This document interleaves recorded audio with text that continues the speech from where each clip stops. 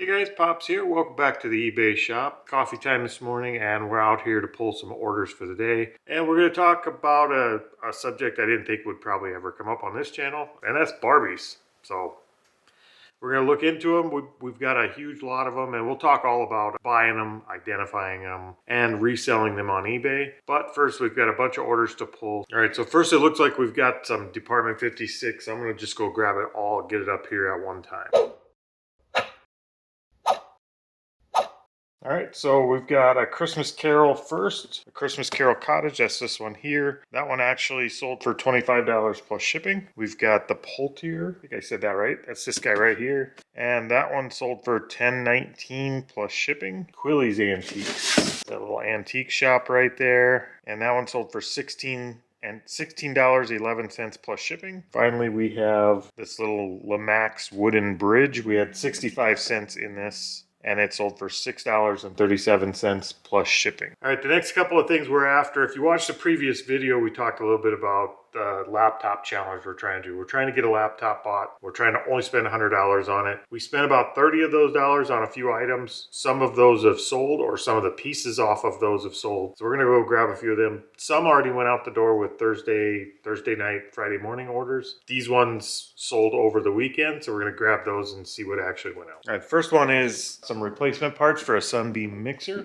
All right, so we've got these beaters that came off the Sunbeam mixer that we tore apart. So we got about $1 in these, and they sold for $12.95 plus shipping. And then we had one other part off of that mixer sell too. These ones seem to sell first every time. They're gone as soon as we list them. The little power cords off those Sunbeam mixers, nothing special about them. They just got the little square in on one side and a plug in on the other. And they sell at about $10. So we had about $1 in this again, $9.95 plus shipping. All right, the next thing we bought for that laptop challenge was a whole bunch of Littlest Pet Shop. We hardly have anything in these at all, but these little guys sell. This little deer sold for $2.99 plus shipping, and it's not much, but we could literally throw him in an envelope. And then this set of Littlest Pet Shop here, Moon Fairies, we've got about 35 cents in the lot, and they sold for $19.99 plus shipping. And we've got a barrel of these things left. Like, we've got a bunch of them, so we've already made our money back on our purchases, and now it's just building up towards the laptop. All right, looks like the next thing we've got is a pair of Skechers. These actually sold, we had $4.75 in them, they sold for $22. And we have a Bratz doll going out. All right, so that's Bratz doll Formal Funk. We spent $2 on her and had $15.99 in her, so if you're seeing Bratz dolls out there, look them up. They're worth checking into. All right, guys, I'm out of coffee, and that means it's probably as good a time as any to talk about Barbies. Yeah, Barbies. To be completely honest with everyone,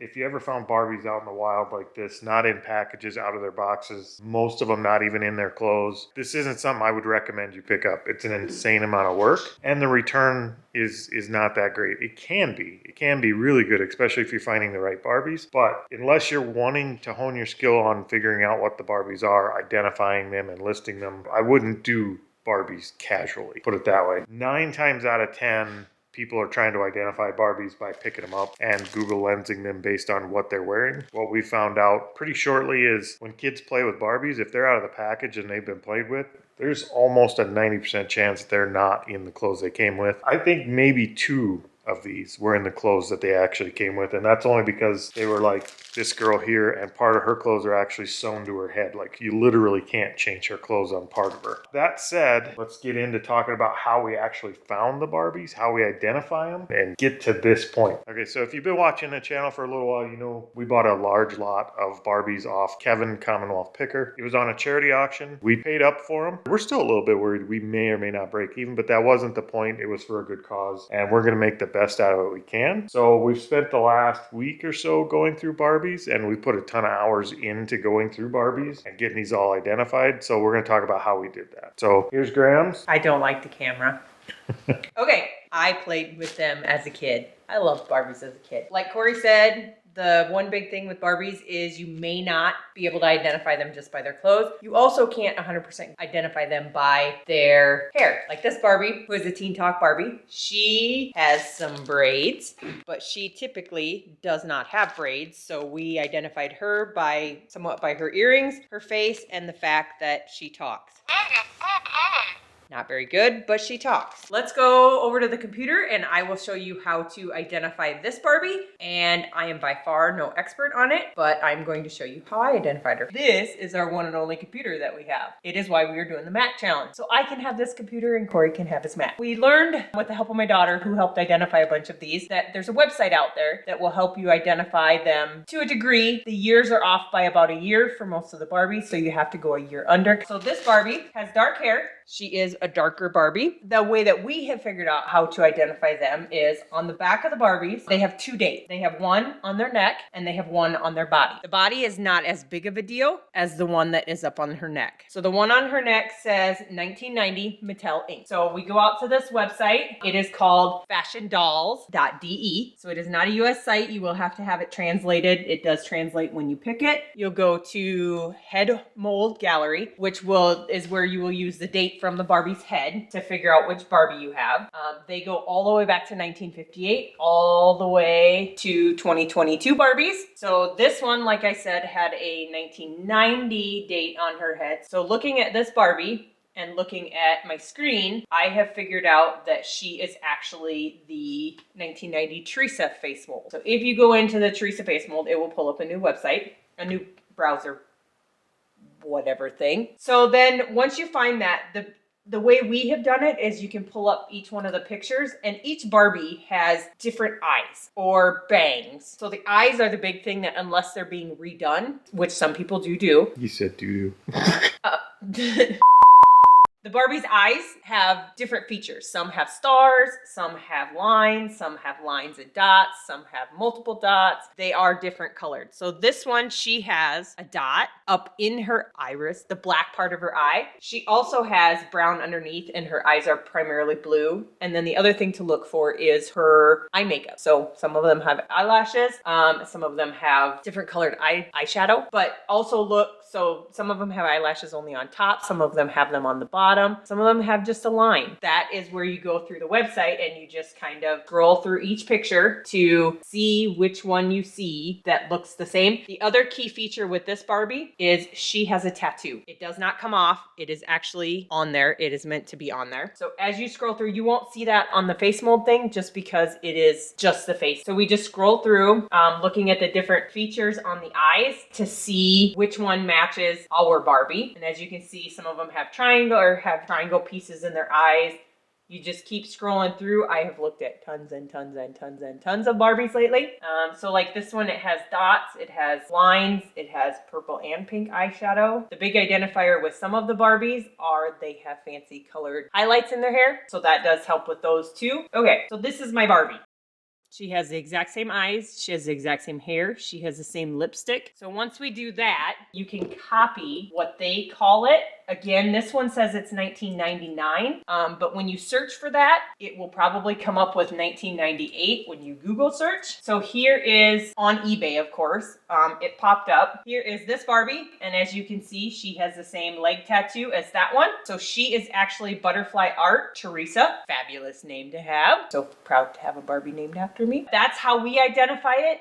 The other thing that, as my daughter and I were going through looking at these Barbies, that we found was that some Barbies don't have the date on the back of their head. So what we've learned to do with that is just start at the 1976 Barbie head mold and go through each one of them to see if we see them. That's usually where we found them. The easier to identify Barbies are the really, really old ones, but we did not have any of the really old ones or what they called like the twist and turn Barbies. So that's what we do to identify. We have identified 80% of the Barbies that we got from Commonwealth Picker, but because I can't identify them all, I have gone out to Facebook to find groups that help identify Barbies. And so I've actually helped identify a few Barbies on that group, a couple groups. So if you go out to ID My Barbie and Other Fashion Dolls, you have to agree to their terms, and you put your Barbie in there. And I know I've seen a couple of them, I have not posted in there yet, but I've seen a couple of them that have gone in and put the Barbies in, and within 15-20 minutes somebody has identified the Barbie for them. I do notice too though that a lot of them them go in and they just identify them by the clothes. I know playing with Barbies as a kid, we never kept the original clothes on the Barbie. So the biggest thing to do is to go out and look by the head number. That will tell you the Barbie's face. Good chance, because this Barbie has the same color body, that it is the same Barbie. I don't really pay attention to the year, just because the year on the back is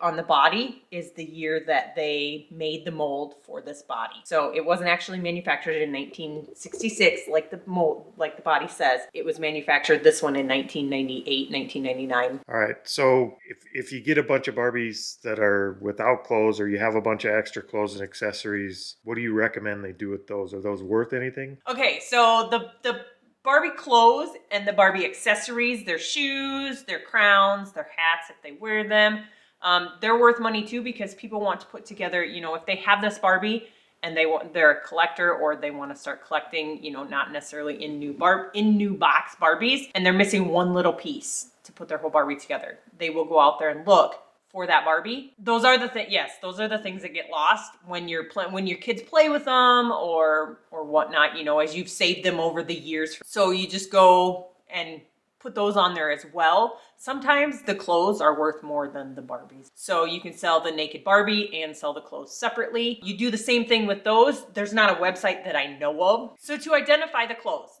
Google lens it. I tell everybody, Google is my friend. I'm an inquisitive person, so I am constantly looking up stuff on Google. So if you Google lens your clothes, and it gives you an idea of, you know, somebody posted on eBay, or somebody has a picture of it that says what it is, you can go out to Google then, Google that Barbie, see if you see one in a new box. That will verify that those are her clothes for sure. Okay, so the batch of Barbies we bought from Kevin, I think we spent $412 or something after shipping to get those here. Where are we at on those right now? We have those in a spreadsheet, so let's see where we're at on those right now as far as listings of stuff we've identified. Total for what we have potentially listed, we have not listed any but maybe one of them, just because we were verifying to make sure. Those Barbies are currently set to be listed for $1,194.49. How many listings is that? I think that is 98 listings. That is both Barbies and clothes.